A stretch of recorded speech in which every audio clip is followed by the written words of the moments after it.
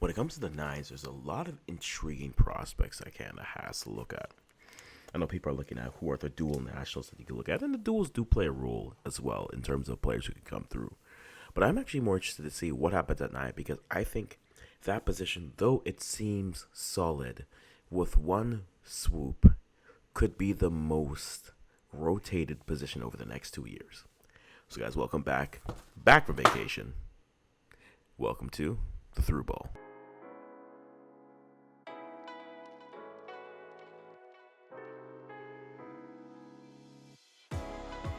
And welcome back, guys, to Through Ball. It's just a look through roster options that we have. Like I said before, we did one for Canada. I'm dropping things all over myself.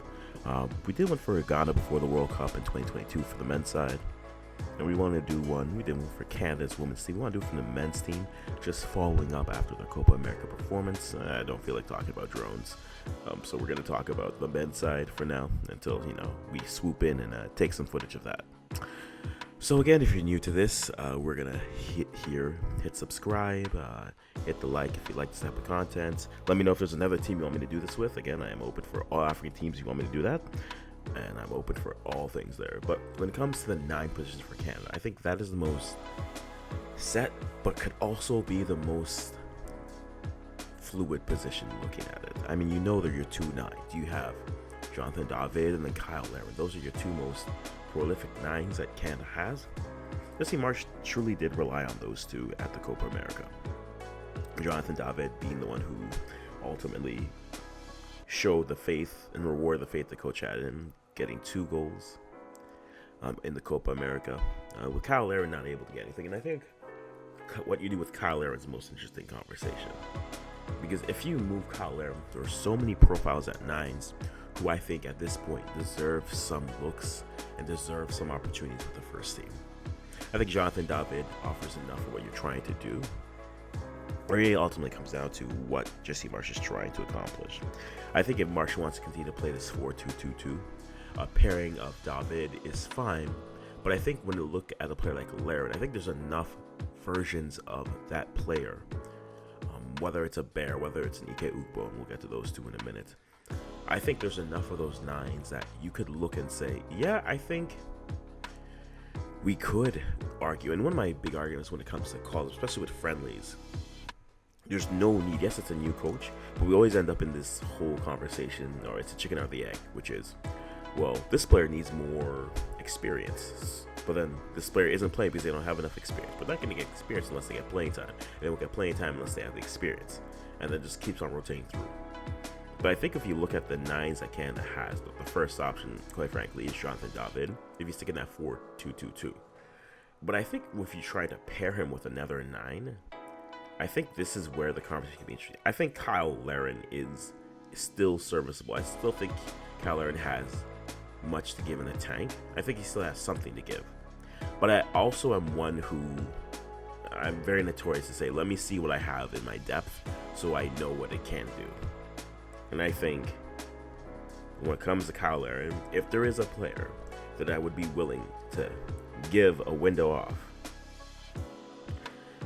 just to see how other players are able to perform, to me it's Kyle Larin. I know he's the all-time leading goal scorer, but at some point you have to test the depth.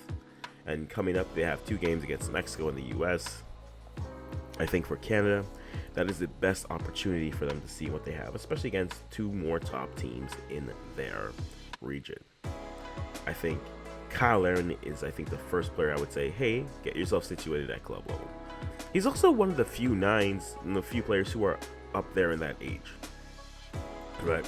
As of this recording, Kyle Larin is 29, while the other central forwards are 24, 21, 24, and 24. That would be Jonathan David, along with Jason Russell-Rowe, Taniel Luache, and Theo Bear. It's a young strikers room. And it could get younger, but then it could also get older as well. So I am not opposed to that idea. But for me, while Kyle Larin is probably your number 2 striker on the depth chart, that September window coming up, I would not be opposed if they gave him a break and said, let's see what we have in Jason Russell-Rowe. Let's give Tanny another look. Let's give Theo Bear another look as well.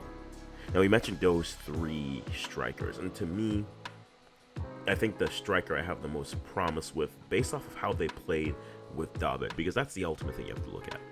It's not just so much which players can complement one or the other, but also which players can really fit the system that Marsh is trying to play. Now, I am not one who is going to say, hey, get your best 11 onto the pitch and they'll figure it out. While that is a fair point to make when it comes to football, it also comes to putting players in positions they're familiar with so they naturally go into that. I always make the Nigeria comparison. If you have 3 strikers playing up top, they're eventually going to want to drift up top and try to be the 9 that they always are. So if you don't want width, you just want a 4-2-1 clump 3. By all means, play 3 strikers up top and see what you can do. And that comes with the deployment of a player like Jonathan David. I know he likes to. He's more of that drop down and get the ball, hold up 9. I would like to have him, say, play further up the pitch. But hey, if a striker needs a touch, he needs a touch. But that's where if he isn't necessarily the best at hold up play, he's a better transitional 9. So for me, I think out of those 3 9s I just brought up, Tani Oluwasi, Theo Bair, and Jason Russell-Rowe, I want to see what Theo Bair can do. I think he's deserved a call-up for a while, played well. Now he's finally gone to Ligue 1 at AG Auxerre, and I think he, with a good start, he would be a 9 I would want to see paired up with Jonathan David to see what he's able to do, especially when it comes to if they're going to play in that 4-2-2-2. Now, I do wonder if Marsh sees that 4-2-3-1 against Uruguay and says, maybe that's the lineup they want. And in that case, we need more 10s, and that could be an interesting conversation in terms of players they are. But I think Tanny had a good showing at the Copa America, just wasn't able to finish. Now, do you want to reward a player who can always get in positions but just not finish? Or do you want to reward a player who has shown the ability to finish? I know, and I'll say it this way. I am not as high on Tani Oluwase as some others are. Not to say that Tani can't play well at the national team level. I'm not as high on him because I look at the depth and I rate other players higher than him. And again, that's my opinion. So if you want to disagree with me, I welcome the conversation. But right now, in terms of the 9s, if we were going to go in order, I would go Jonathan David, Kyle Larin, and then not listed here, but wasn't on the squad, but I think it's someone who will be on the squad come that time. I think Ike Ugbo, he really didn't miss out on an opportunity to really sort himself out, and we're still waiting to figure out what he's doing on that club level. But I think Ike Ugbo is their third best 9. That is my opinion. I could be wrong, but you tell me. And I think he and Theo Bair are the next 9s I want to see get an opportunity when it comes to playing for Canada in either in that 4-2-2-2 or maybe as that lone striker in a 4-2-3-1 or a 4-3-3. I think those 2 would be the next 2 I'd want to see. I think Justin Russell-Rowe in the qualifiers showed that transitional ability, and I think he is a good transitional 9. If you're trying to look for like subs, I like Russell-Rowe as a better sub for Jonathan David, even though David will run 8 games and not feel as if he's run at all. I think that's a better like-for-like sub. Tani is a bit more of that hybrid in the middle. He is more so of that Jonathan David's substitution and that replacement.